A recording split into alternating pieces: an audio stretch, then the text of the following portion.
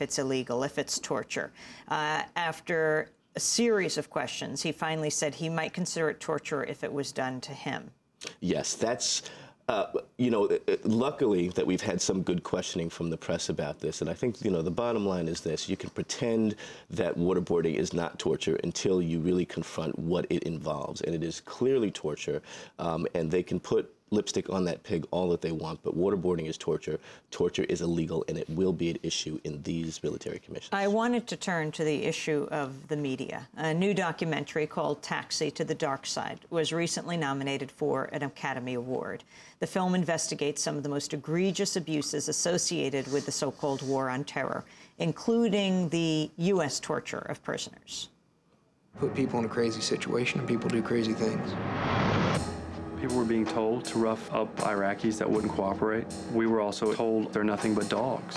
Interrogators were telling the guards, strip this guy naked, chain him up to the bed in an uncomfortable position, do whatever you can. You had these young soldiers with very little training, just as the rules were changing, and they weren't told what the new rules were.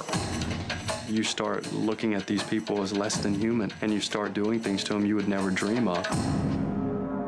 And that's where it got scary. It was only the night shift. There's always a few bad apples. The brass knew. They saw him shackled and hooded, and they said, right on, y'all are doing a great job. There were emails from FBI personnel down at Guantanamo say, you won't believe what's going on down here. We've got to disassociate ourselves. You have no right to a lawyer, you have no right to witnesses, you don't really know what the charges are, and you certainly don't know what the secret evidence is against you. They saw an intentional decision taken at the height of the Pentagon to put out a fog of ambiguity. Excerpts of Taxi to the Dark Side. The Discovery Channel have bought the rights to the Oscar-nominated film and had planned on airing it. But this week, filmmaker Alex Gibney learned Discovery has dropped plans to air the film because it's, quote, controversial. Alex Gibney is the award-winning director, writer, and producer of Taxi to the Dark Side. He joined us about a week ago to talk about the Oscar-nominated film, but today he's back to respond to Discovery. What happened, Alex? Well, it turns out that the Discovery Channel isn't so interested in Discovery. I mean, I heard that I was told a little bit before my Academy Award nomination that that they had no intention of airing the film, that new management had come in and they were about to go through a public offering. So it was probably too controversial for that. They didn't want to cause any waves. It turns out, Discovery turns out to be the See No Evil, Hear No Evil channel.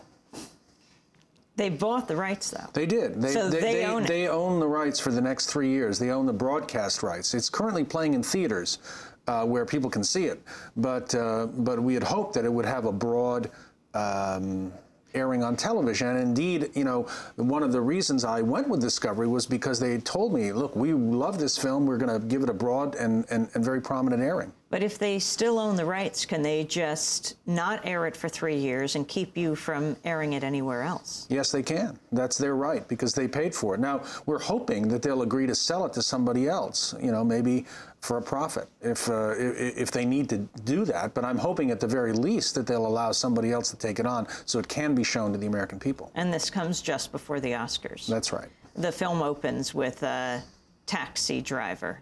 Say briefly, though we talked about it last week, though, for those listeners and viewers who might not have watched it, and the significance now of Discovery not airing this. Well, the film follows a taxi driver, an Afghan taxi driver, who was taken into American custody. And in the course of a 5-day interrogation, he was so badly beaten that he died. And indeed, the Army coroner classified it a homicide. We used the case of Dilawar, this young man, to look at the de facto and indeed sometimes stated policy of torture used by the Bush administration.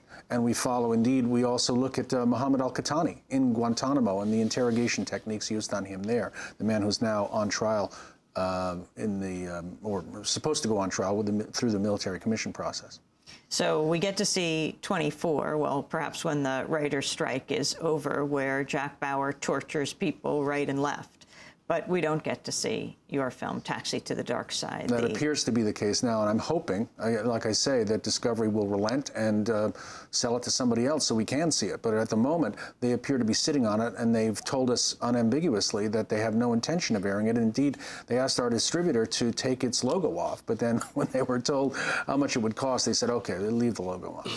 Let me ask lawyer Vincent Warren the effect of popular awareness that comes through movies like Taxi to the Dark Side, if they get a showing on television, the effect that has in the legal arena and the kind of work that you do representing prisoners. It is extremely important that Taxi to the Dark Side and other films like that are out there open for public view, because I think, as you were pointing out, this is government-sponsored program of torture. We all know that it's happening, but the government is not telling us that, and it's up to filmmakers and up to reporters and journalists, people like Alex, people like yourself, to be able to get the information out there. It is literally the only way that we can have public currency about the issues. And let's remember that all of the concessions and admissions, such as they are by this government, were not done out of the goodness of their heart. They've been done by public pressure. They admit what they can't deny, and they deny what they can't admit. And as long as films like Taxi to the Dark Side are out there, it allows us to put pressure on this government to admit to what they've done, because they won't tell us that on their own. Does the public have any role in this, Alex Gibney? Can have any effect on Discovery? I hope so. I hope the letters and phone calls will start coming to Discovery and say, let us see the program. But your film does go to the Oscars. The film does go to the Oscars, to the Academy Awards ceremony in a little less than 2 weeks, and it's in theaters now. Well, Alex Gibney, I want to thank you for being with us, and congratulations on the Oscar nomination, not only for this, but you were also executive producer of No End in Sight, which is another documentary that was nominated, Oscar nominated. I want to thank you both for being with us. Alex Gibney, Taxi to the Dark Side is his film. You can go to theaters, or perhaps you'll get to see it on television. Vincent Warren, executive director of the Center for Constitutional Rights. When we come back, we'll be joined by the Nobel Peace Laureate Muhammad Yunus. Stay with us.